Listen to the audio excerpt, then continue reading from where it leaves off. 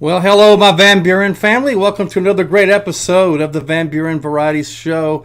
I am Bob Van Buren, your host. Always glad to see you, both the people, the regulars that come in week after week to watch this show, but also my newcomers that I know are here tonight. So welcome once again. Glad you're here. This is episode number 90. 90 episodes of this show, and 90 great guests have been on this show and have exciting guests tonight. No exceptions. So those of you that are brand new, in case you're wanting to know what the show is, it is a variety show, which means I discuss anything and everything that you see on the map back there. So could be a profession, could be someone's interesting hobby, or a how-to segment. Might even play some instruments. So hit that subscribe button, and that way, like me, being the host of the show, you'll learn something new and see a lot of interesting people and a lot of interesting subjects. So regardless, glad you're here, and hope to do 90 more episodes. We'll see.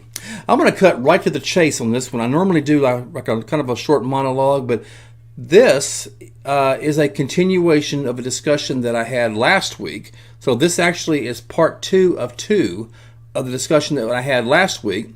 Last week's discussion, if you haven't seen it already, was all about true crime stories and serial killers.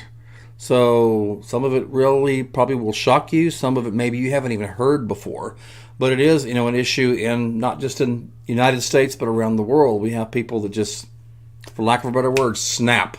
So tonight we're going to be talking about some of the more notorious serial killers, as well as some true crime stories, both in the past and present, for as of right now. So without further ado, I will bring both my guests on that a lot of you probably have already known and already seen online. So here they are now.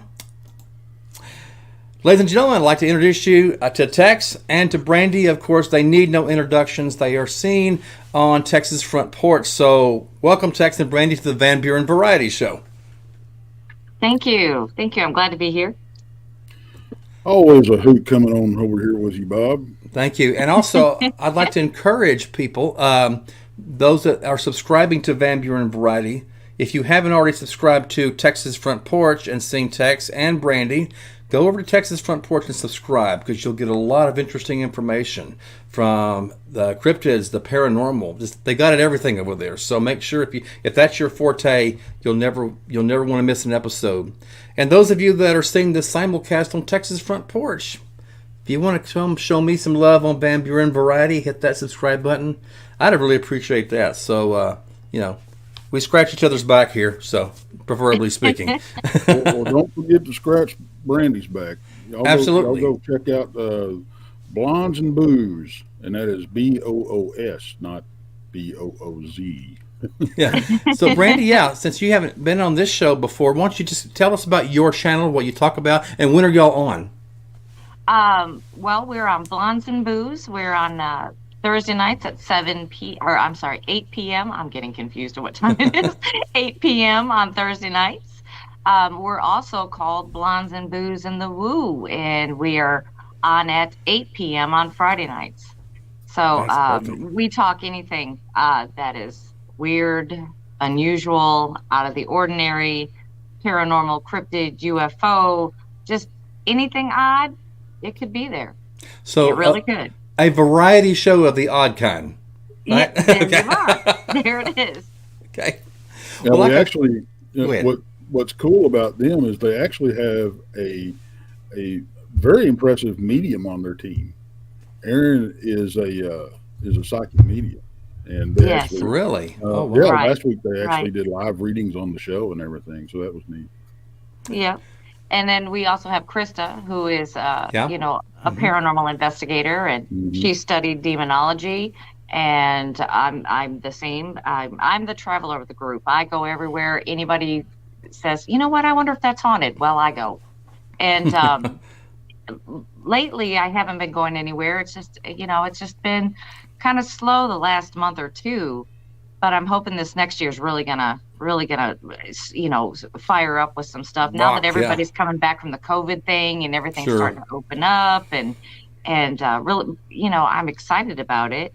And awesome. I'm also studying demonology now and spiritual warfare and all that kind of good stuff. So yeah, if it's weird, we talk about it. It's like you got a full plate on your hands. they actually host their own. They actually host their own conference too. That's true. Yep. Yeah, Fall into Supernatural happens in September. Um, we don't know the details of it yet. We're changing venues this year, 2023. Mm-hmm. And we'll have all that information on Blondes and Booze and all of that. So, yeah. Well, we're excited. I'm looking, and ladies and gentlemen, if you haven't subscribed to her channel already, make sure you go and subscribe and like and check the stuff they have out, which is very, very interesting as well. We are going to continue. Like I said, part 1 was last week. It was just me and Tex, but now we've got Brandy here too. Talk about a very serious subject. We've got true crime stories and a really, really terrible issue, serial killers that seem to have no problem taking a human life. We've got stories from the past and we got stories from the present. So I thought I would kind of kick this off. I mentioned it briefly last week, but I really didn't kind of get into it. Those that are old enough like me would remember this story. Those that are young enough would probably know the story from a different perspective. In November of 1974, there was a 23-year-old man named Ronnie DeFeo Jr. He was arrested for not just one murder, but 5. He killed his mom, he killed his dad, he killed his brothers and his sisters all in one night shot them all death. And this is his picture when he was arrested. Now, ladies and gentlemen, if you don't recognize the name Ronnie DeFeo Jr. and you don't recognize the story, you probably will recognize the house in which it all happened, and that house would be right here. I think everybody would know that house. That's a very notorious house in New York. And yes, it was a basis for this movie right here in 1979. And yes, it is called the Amityville Horror for a reason. Because number one, this guy killed his entire family in the house. And then just a few months later, the Lutz family moved in, claiming that they were driven out by demonic and supernatural forces. So, of course, I was very young when this story hit Tex and Brandy, so I'm sure that when it came on, they probably took me out of the room, but it was very notorious. I mean, he killed his entire family in one night, even his young brothers and sisters. That's horrible. Yeah, you were talking about there being some controversy around what actually happened. So it's, of course, he's dead now. He died. What did you say? He died last year. He died March of 2021 in prison. Right. And the controversy on that, ladies and gentlemen, is now it's all speculation. I'm not pointing fingers, but it's something to think about. They claim that Mr. DeFeo did not kill all of his family. There is some talk, and there's even some people that will swear that his oldest sister, Dawn, who was 18 years old at the time, actually was going to kill the parents, only the parents. But in this frenzy, she this killing frenzy, she not only killed the parents, she killed her other siblings as well. Ronnie was known to be high out in the basement. And the story is he walked upstairs, saw what his sister Dawn had done, and in despair, shot her. Of course, being the only survivor, he had to take responsibility for all of it. That's the story. So that's a mystery, I guess you could say. And I'd like to know, and I wish I did know, where that controversy started, where that story, did he say something like that, or was it just something somebody dreamed up? You know what I'm saying? Well, I saw a show on TV many, many years ago. It was called, I think it was True Crime Stories, that they were already kind of watching the house. Investigators were watching the house for Ronnie's drug abuse. And there was also violence in the house, they noted. But the one investigators actually saw the night before, or the evening before, they saw Dawn walk out of the house with a rifle. And it was the same rifle that was used in the murder. Now, why did she have the gun? Right. Didn't fire it. So there was also some other neighbors, I guess other family, that had mentioned something about her, and the speculation is that her and Ronnie, or she cooked it up, wanted Ronnie involved in it. Ronnie was too high at the time, so she just said, screw it, I'll do it myself, thinking it would be just her and Ronnie. Well, then he wakes up, sees what she's done, he gets depressed, and then kills her. So you never know. But then, he was claiming that a demon had made him do it. He heard voices. Yes. Yeah. Well, being high, and how high he was, nobody will ever know. But it's possible, that he heard voices. Because, geez, I mean, in drugs back then, they're not like peyotes. Let's just go with that. It'll make you, have delusional dreams and all kinds of things. So it's possible that he thought that he heard voices, that he truly believed that he did. Right. And then they had this level of secrecy. Like I said, there was something between Ronnie and Dawn. They were very, very close for brother and sister. I mean, I don't want to go any further, but that's kind of what they alluded to in this show. And but there was always conflict in this family. There was always fighting. In fact, some of the friends of these kids that would come over, they've actually seen the father, Mr. DeFeo, hit the mother right in front of them. Oh. There was physical violence in that family. Not that they deserve to die. I'm not saying that. I'm just saying, so Ronnie was around a lot of violence at the time. And but anyway, he claimed he heard voices telling him to go kill his family.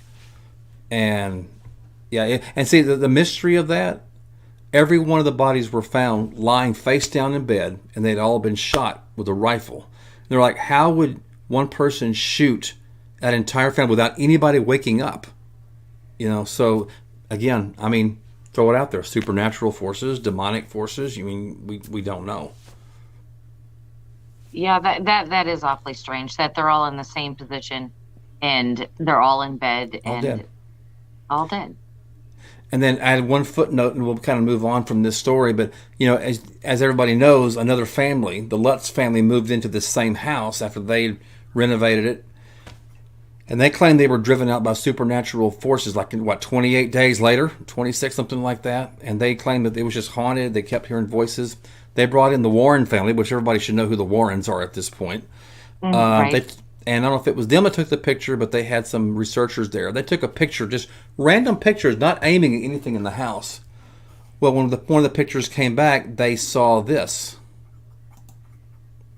Now take a look out on the left side of the screen, ladies and gentlemen, right above the stairway banister in that dark doorway. And they've zoomed it in the right-hand picture. That looks like a little boy standing there. And they claim that looks like John DeFeo, one of the little boys that was murdered in that room. Now, that's kind of spooky. Yeah, that's one of the... It may be the most famous picture of a supposed, ghost or apparition that there is. Mm-hmm. So. Yeah, I mean, until you showed me again, I was like, oh, yeah, I remember that one. Yep. I don't know how I forgot it. So. But anyways, but that's a true crime story. I don't know how, whether it was Dawn or whether it was Ronnie Jr., how can you kill your own family? I mean, if the things are that bad at home, leave. If there's physical violence there and there's threats there and it's not a happy... And Dawn was 18, Ronnie was 23. They were adults. There's your egg. There's the front door, So I don't know. Something snapped in either one or both of them. And that's what we're talking about tonight, is just people that snap, and for little or no reason at all. So that's my true crime story from the past, the Amityville, which we know as the Amityville Horror. Right. So, Tex, Brandy, y'all want to chime in? Y'all got your story here? Oh, Tex, you go ahead with that one story, please. Well, I'd like to kind of talk about this for a little bit. Oh, okay, go ahead. Because, Kevin Clark made a comment. He says, as far as I know, serial behavior is a brain condition, but where does it stem from? Is it genetic or hereditary? Inbreeding, aberration, no self-control, open to evil/demonic control. That leads into what I talked about last week. what I call acute possession, which I think is responsible for some of these things, these family killings, especially because this is by far not the only one out there. I mean, there's been, even recently, there's been, you know, even young kids going off and just killing their parents or whatever. Of course, you have the Mendenda or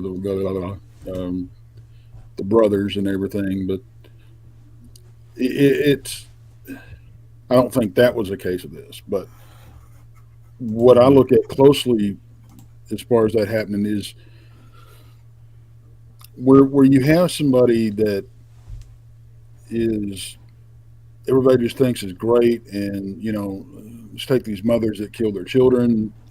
It's everything was fine, loping around along, and just all of a sudden she offs the kids, and then after the fact, they either don't remember what happened or they say that they weren't themselves, or So I think there is a demonic aspect to this, and the drugs that we talked about definitely leave you open for that. And that's that little chink in the armor that I talk about sometimes. That's one of the things that can cause it. It might be what happened to Ronnie here on that night in the house. It very well could have. I mean, with him talking about demons made him do it, the voices. We don't know. I don't know what kind of drugs he was taking. I don't know if it was hallucinogenics or amphetamines or what it was. So that would tell us a lot. And yeah. But what was the drug of choice at that time? And this is 1974. Cocaine. Was it LSD? I'm trying to remember. Well, the LSD and stuff like that was really popular in the 60s and early 70s. But you also saw the rise of cocaine all the way up, and of course the cocaine is known as the 80s drug. Yes. Everybody was about the nose candy in the 80s. So it very well could have been mushrooms. It could have been LSD. It could have been a lot of things. But which would open you right up. I mean, yeah, to hallucinate. Absolutely.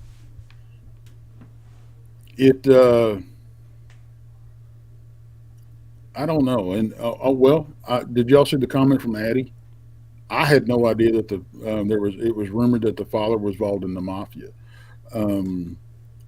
But I'm looking at that Ronnie DeFeo, the murderer. He had a heroin addiction. That's what it says.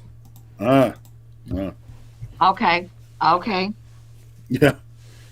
I didn't know what kind of drug it was, but that would make all the sense in the world right there. Yeah. Yeah. So you can. I think the arguments are valid on both sides. He just got stoned and just lost it.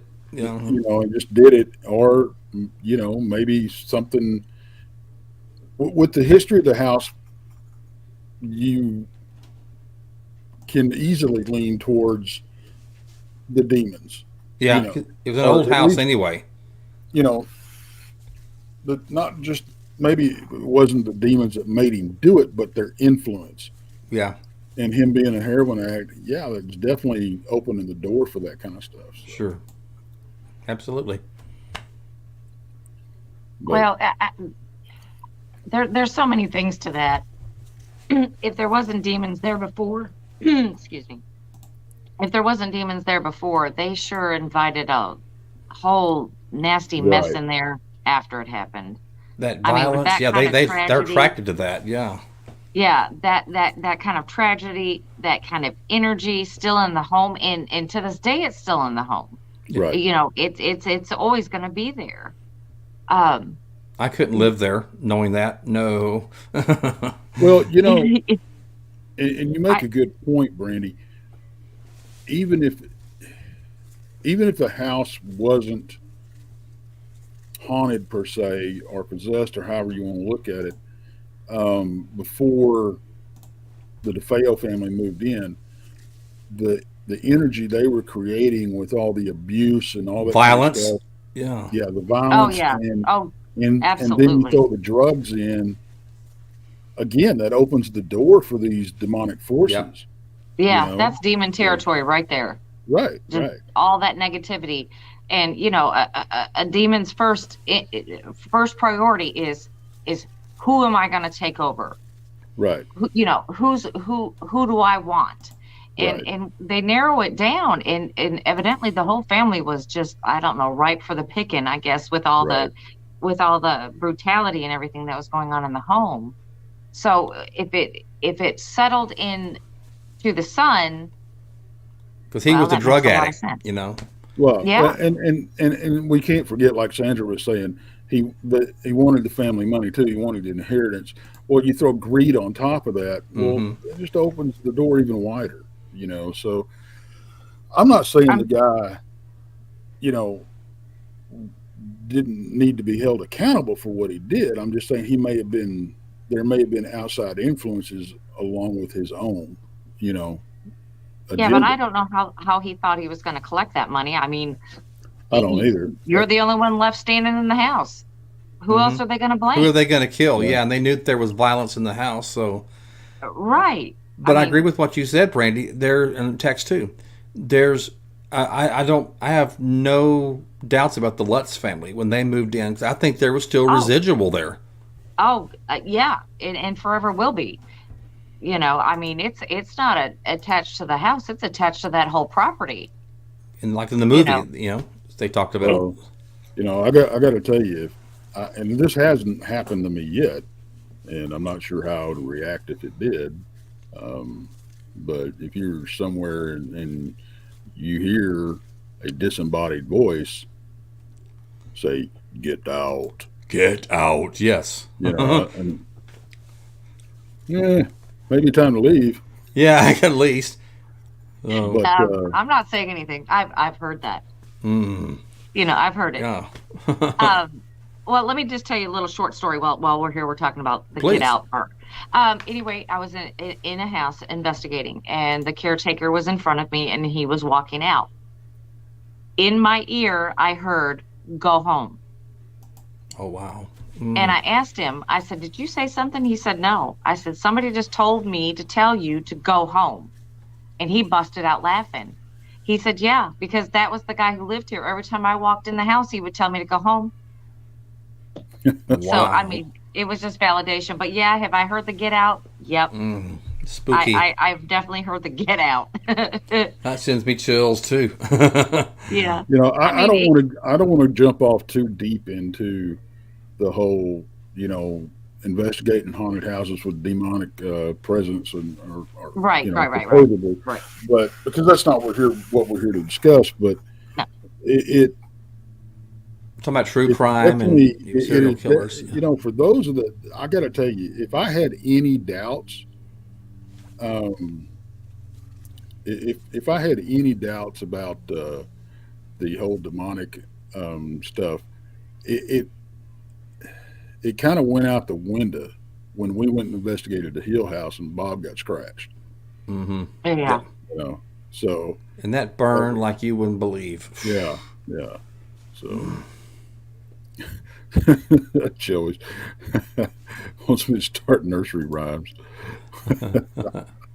Well, who wants to talk about the next true crime story? I told you my Amityville story. Well, not my Amityville, the Amityville story that Right. everybody's familiar with. So, who wants to start next, and we can kind of talk about and examine that. Well, I wanted to kind of talk about stories that have been happening here and now. Okay, please. That, Yes. that are not necessarily serial. Well, they can be true killers. crime story. We're talking about true crime as well. Yeah, but it's happening everywhere, and it's Right. scary. Right. Now, Tex brought this story up to me the other night, and I mean, it literally just it gave me chills. It's something that I couldn't. I don't know. If I was this mother, I don't know what I would do with my life after this happened.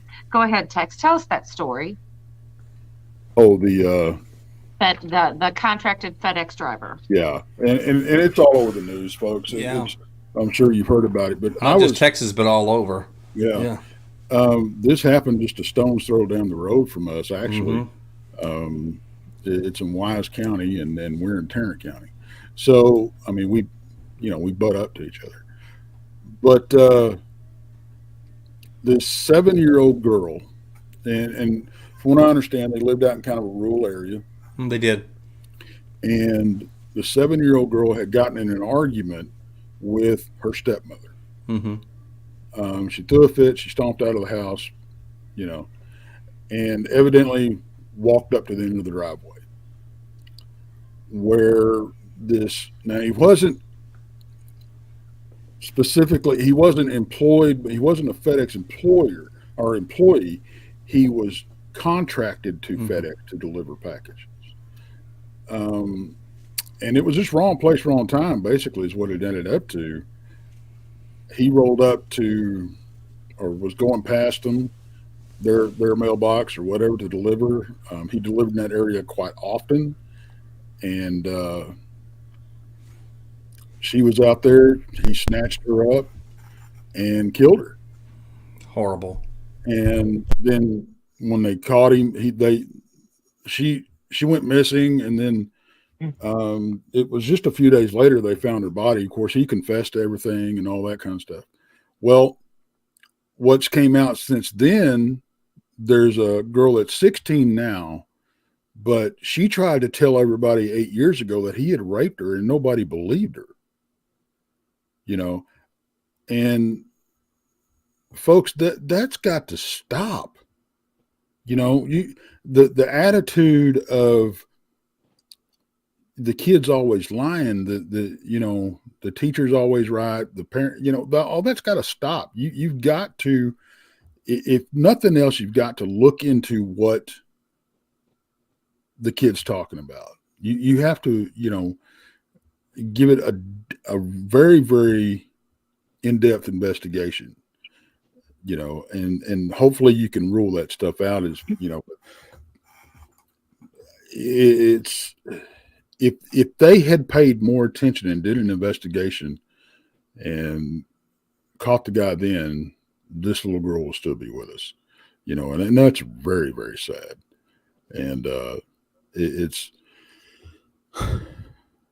well, you said that he delivered or had been delivering to that community quite a bit, right. And he's probably seen her. Oh yeah. We actually have some friends that live out there that knew him, and because he'd been delivering them to them for a long time. In fact, he delivered to them the day before he did this. So, it kind of hits close to home. Well, it sounds like you've been watching her for a while then. Apparently. That would not surprise me. I haven't heard his confession. I haven't heard that. Honestly, and I don't know if they've released it yet, but that kind of stuff, when it hits that close to home, even if it's not that close, for me to look into that, I have to go to a certain place. I really do. Because I have to be able to pull myself out of that dark place after I do all this, digging around. And I'm not quite there with this yet. I'm still mad about it, and I don't want to be. Don't get me wrong, folks. The anger's never going to go away, but I need to be able to put a cap on it, while I'm looking at this stuff, and because it will put me in a bad mood for days. And anyway, and details are still coming out. That's how fresh this case is. It happened, last week before last? Right. I think you said last week is what you told me. I don't know if you mentioned it, but that little girl was only 7 years old. Yeah, 7 years old. It was his crime of opportunity. He had seen her before. He'd probably been watching her, and this was the perfect time for him to snatch her right in her driveway. I don't understand somebody with a history like that. Right. What was his motivation? I mean, it's terrible and it's unexcusable. But what snapped? You know, what was in his brain that said this was a good idea? Well, I think, you know, it's something that you know, it's sick regardless. But I just want to know what makes a person do that. I mean, well, he had been thinking about it for a while. Yeah. He had probably been. He had done something like this in the past. You know, he just didn't kill the girl. You know, he abused her. But and you got to be careful what you say on air, folks. It's all speculation. We're just speculating at this point. Well, no, I mean, you have trigger words that the algorithm will pick up, and that's true. You know, they'll delete the episode or whatever. Yeah. But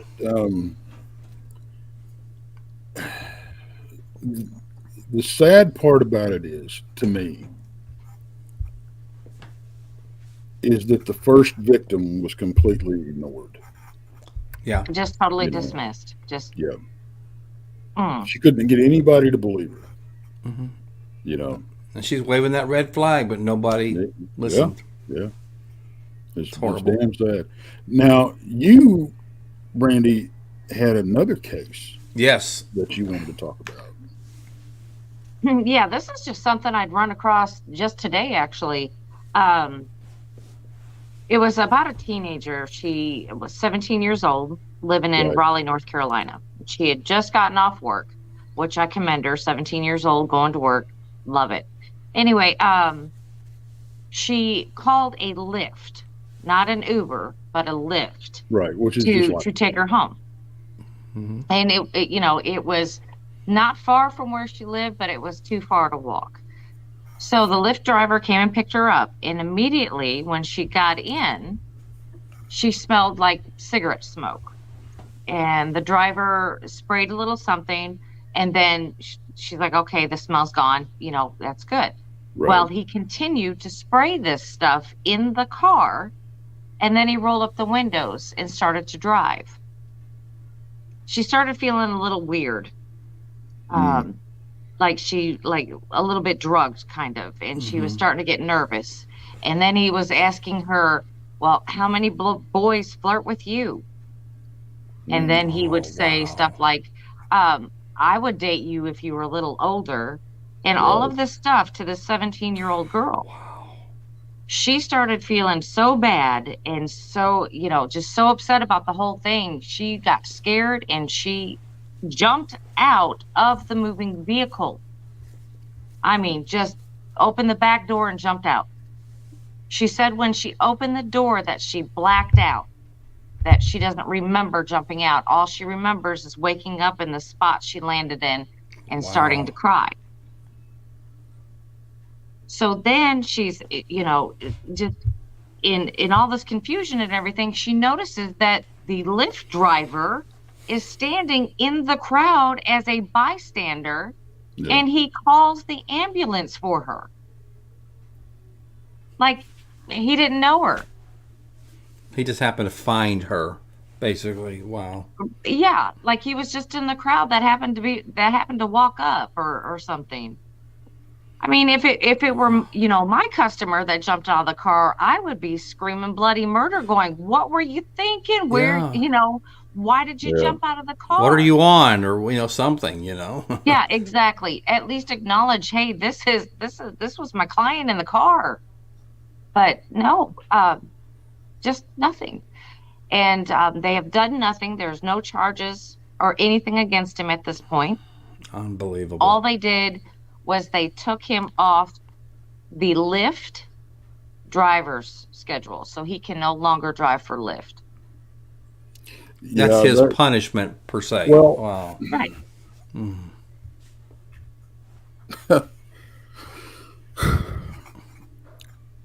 Now, my question is how far would it have gone if she showed any interest?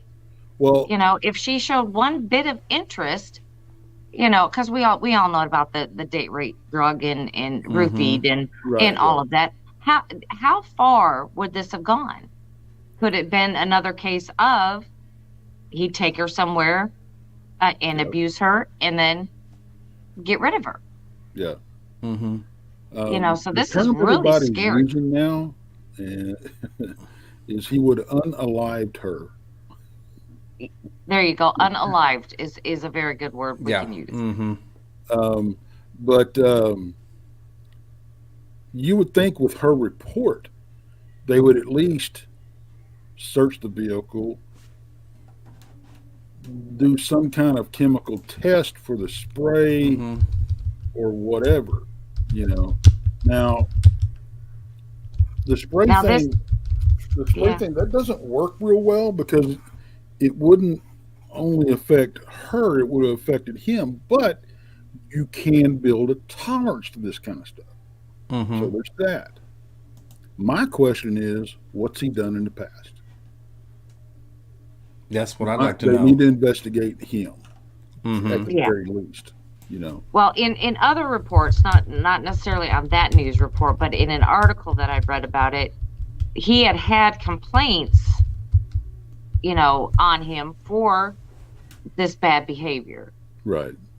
That's all they would say. They wouldn't elaborate on that or anything because they probably should have gotten rid of him then or have done something then, but they didn't. And it had to take this 17-year-old girl to actually jump out of a car.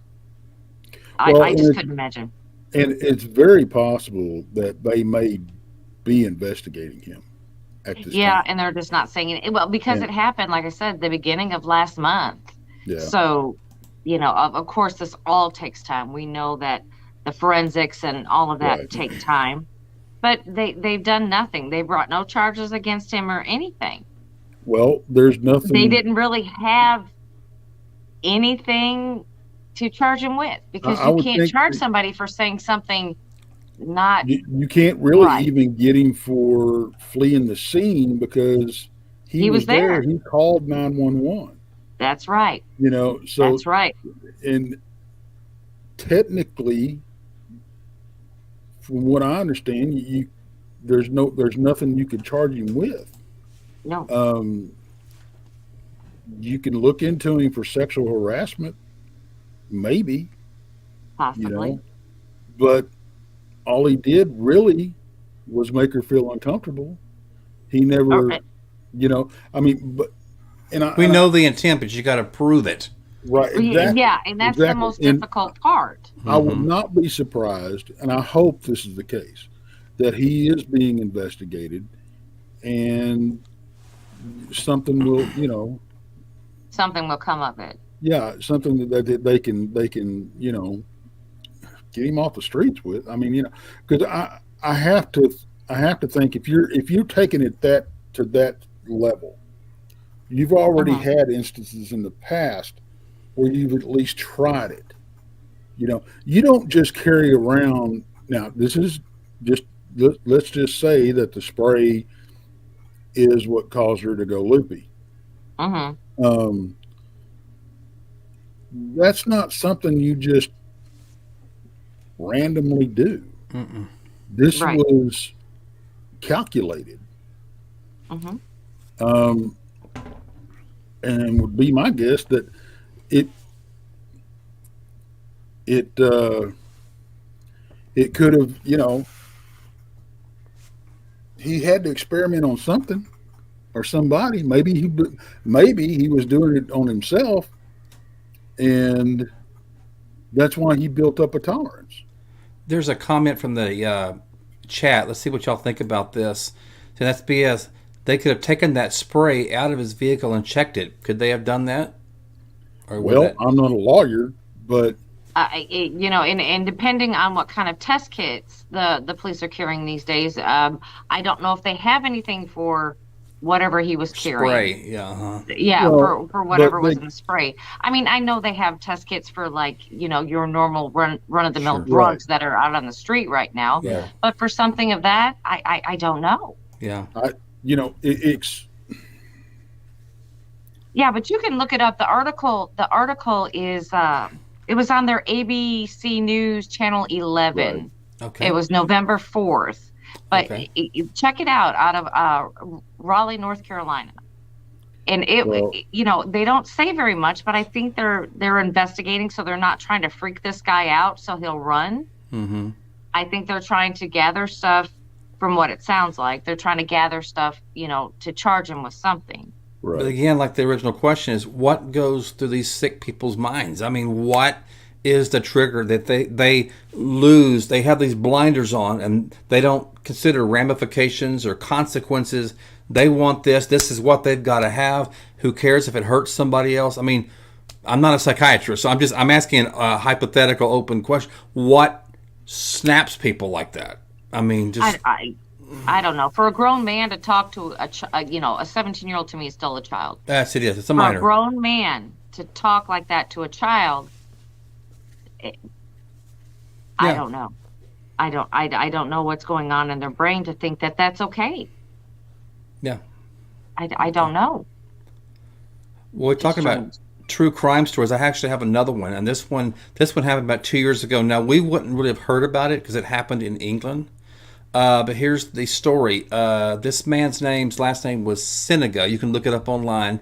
Sinaga. He was from Manchester, England.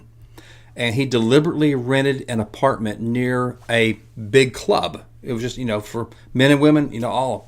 But what he was doing, some people would stagger out of the club. They're drunk, because they've had too much drink. They try to get a taxi or get a ride from somebody. But he would scope men out that were drunk. So he would be the, quote, good Samaritan. Right. I tell you what, come to my apartment, sober up, and I'll drive you or I'll call a taxi for you. What he would do is then once these guys came into his apartment, he would give them another drink but would put something in it and would knock them out. And when they were safely knocked them out, he raped them. And over a course of 2 years, he raped 195 men. And then the next morning, these men would have no idea what happened. They think that they just passed out, nothing. Now, the only reason they got busted, there was one particular guy, either he had a strong constitution or maybe he didn't put enough drugs. He woke up in the middle of it with this guy on top of him. And so that's when it came. And what was even more damning evidence, this guy videoed himself raping these guys. And that was all played in court. So, that was humiliating to all of the victims because he pleaded not guilty. When you plead not guilty, then it's for everybody to see. So, he is in prison for life, obviously. So, I mean, again, it's a sick story. But again, what went through his mind? I got to rape all these guys. Why can't you just get get a date yourself? Why do you have to make people pass out? So, that happened in England a couple of years ago. Well, and it goes right back to when we're talking about these kind of cases and these kind of people. A lot of times, the act is not so much sexually driven as control driven. Yes. Mm. The sexual aspect is almost a byproduct. You think it could be also adrenaline? They like that thrill, adrenaline kick they get to not get caught. Well, if you look at Dahmer, okay. Oh, Jeffrey Dahmer. Yep. Mm-hmm. Yeah, I mean, he was trying to create a zombie, where he would have complete control over a partner. And I mean, the guy was drilling holes in people's heads and pouring acid in it and whatever, but that was his goal. He wanted to create a zombie, basically. A submissive zombie to his every need. But you see a lot of this, and we talked about this last week. It's really more about control than it is anything else.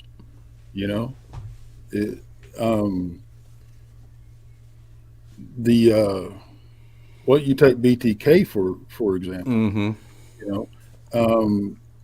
it was all about control for him.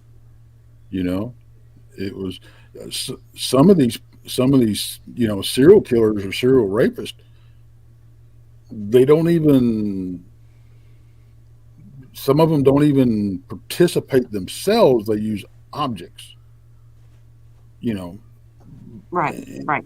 So, it's Joey. I'm sorry about this show, and Gracie's listening to it. Yeah, Lee. I hope she's young enough or she don't get it. But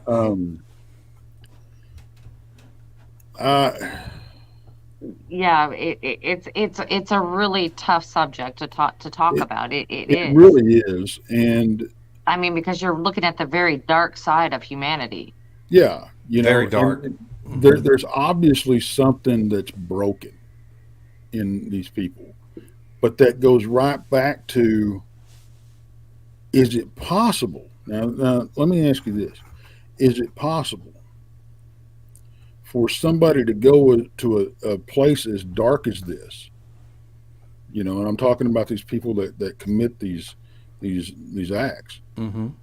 Is it possible to come back from that, to basically turn from the dark side? Because a lot of people say that pedophiles cannot be rehabilitated. That psychopaths can't be rehabilitated, but there's a lot out there that claim they have been. But there's also some out there that say if they get asked, they get interviewed. What would you do if you were to get out today? I'd do the same thing I was doing. I've heard that they wouldn't learn a lesson at all, because they can't. It's not like something that's broken inside them. They cannot quit. It's like an addiction. But I think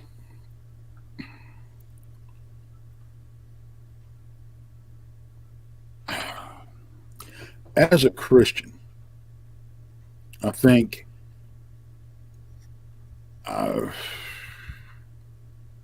as hard as it is, you have to have hope that you could turn somebody away from that, but I'm not sure it's possible. I'm just really, I don't know if it is, when somebody goes that deep into, killing people and kidnapping people and all that. What, how do you come back from that? Yeah, Be Kind echoes what you're saying, Tex. She said, my opinion only, I don't think we understand enough to successfully rehab some of these repeat offenders, the really extreme ones. Right. And folks, this is a very, very touchy. It is. And like Brandy said, a difficult subject to even discuss, because man, it's dark. Because it's like human. It's uncomfortable to even talk about, really. It's hard because my personal feelings get in it. It's just because most of us, we have compassion for other human beings. We may not, for example, I may see someone that is different from me as politically as possible, different as religious as possible, because the complete opposite me, and maybe we don't get along, but I don't wish them harm. I'm like, okay, well, they have a right to their opinion. They have a right to their beliefs. I don't wish them dead. I don't wish them to be tortured or hurt. So we, and I say we in general, we're compassionate. I mean, we may not agree with somebody, we may not like somebody, but we, generally speaking, don't wish them to be tortured or killed or harmed or raped, So, correct. Again, where is that line being crossed for these serial killers or these crime people? And another thing is, and this goes back to the whole, were they born this way or were they made? Mm-hmm. Okay.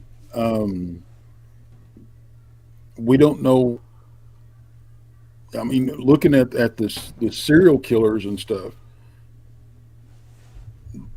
9 times out of 10, they had a horrible freaking childhood. Yeah. Traumatized. Mm-hmm. Yeah. And they're already, and this is my opinion, and I stated this last week. In my opinion, there's already something in their brain that they don't have a lack of empathy. I mean, they have a lack of empathy. They don't have any. And going through the traumatic childhood trips that trigger, you know, and makes them go this down this dark path. And another person that is psychopathic, well, is a psychopath that doesn't have a bad childhood. Maybe they go down a different path. They become a corporate headhunter or a politician or something, But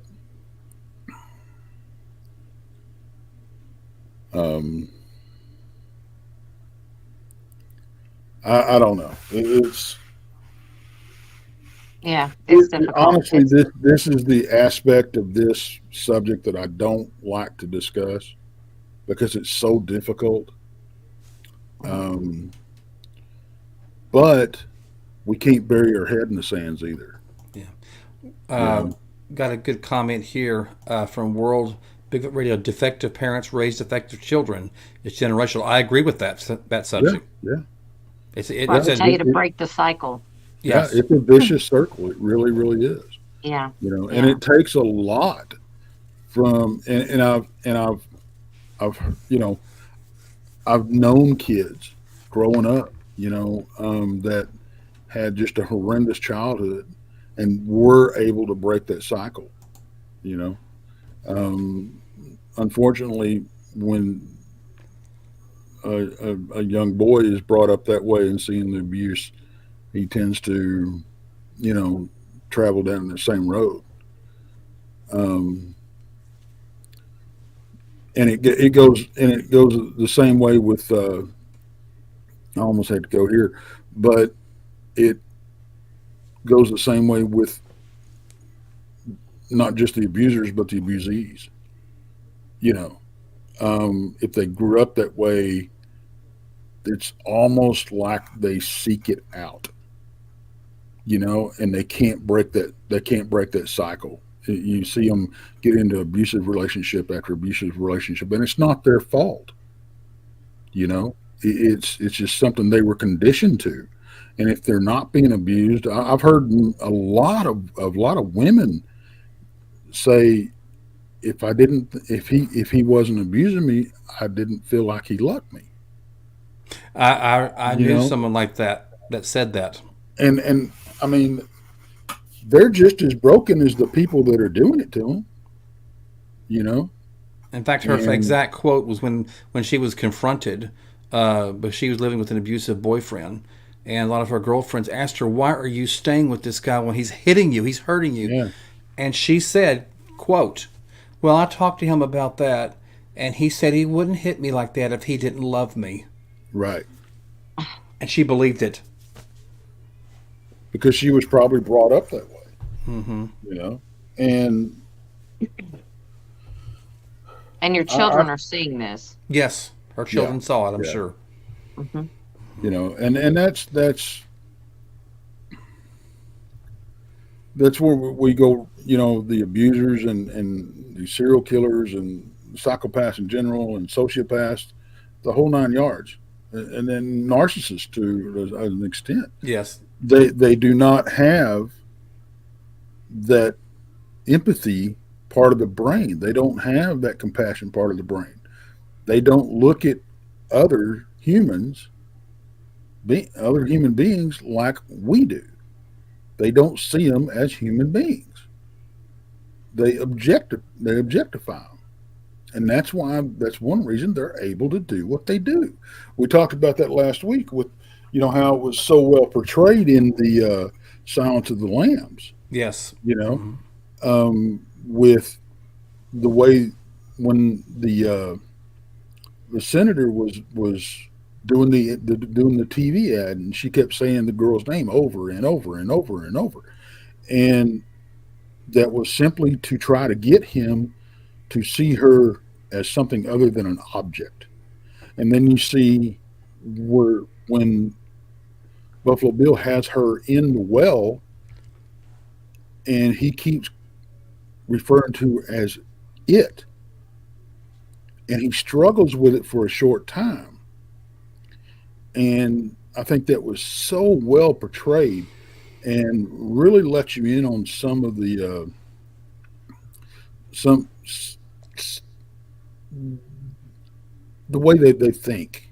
You know, um, they know it's wrong, but they can't help themselves. It's You how know, they it's how they disassociate themselves from exactly human emotion.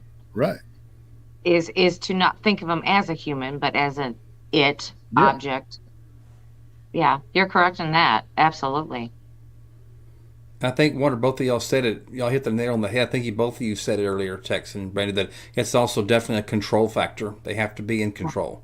oh yeah, there's no doubt about that. That's and Cool Hand had a comment. That I've always told my children that monsters look like normal people. That is a very, Yeah. very true statement, and I even touched on that. Um, it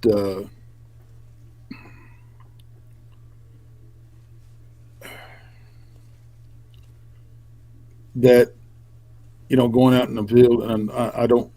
This show's not about cryptid research or anything, but going out in the field, I don't worry about what a lot of people refer to as monsters out there. As far as these critters go, it's you know the human aspect of it. Those are the true monsters. Mm-hmm. I mean, let's face it, we're the true monsters, or we're capable of it anyway. I mean, us as It's horrible. humanity, Yeah. but getting back to like the young lady that was a young girl that was killed over here by us. The 7-year-old girl. Yeah. Yeah. Mm-hmm. I want to get back to this. We've got to believe our kids when they tell us something. We've got to. Mm-hmm. You know, it's just you have to, at the very least, you've got to look into it. You've got to make sure there's nothing's going on. Look, If my daughter was telling me something like that, I couldn't dismiss it. Mm-hmm. right. I wouldn't. We'd go as far as I had, as we can go with it. I would not let it rest. And that's Well, just me. well, Um, and I've never understood, and I can't say I'd like to talk to somebody, but I would, um, if I could have an open conversation with one of these women that are men, either way, really, that choose their partner over their children. That I do not understand that. You know, Yeah, I don't either. um, the whole what if scenario. What if you've got a burning building? You've got you know your wife and your kid, or your husband or your kid. You can only save one of them. Which one are you going to save? I have no problem answering that question, mhm. and I would expect the same. Wholeheartedly, I expect the same.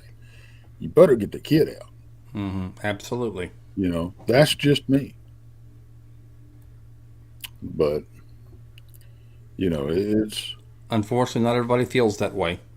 You know. and No, and a lot no. of these abusers, a lot of these abusers are great actors. Great actors.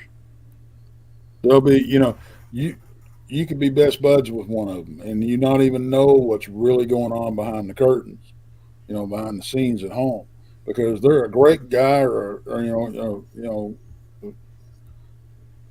you know, great girl, whatever it is, outside of the house. As soon as they step through that threshold, they're a totally Snap. different human being. It's just like I said, It's snap. not unlike it. Really, if it's not unlike, it's these people that have chronic road rage. The nicest people in the world that you ever want to meet till they get behind the wheel of a car.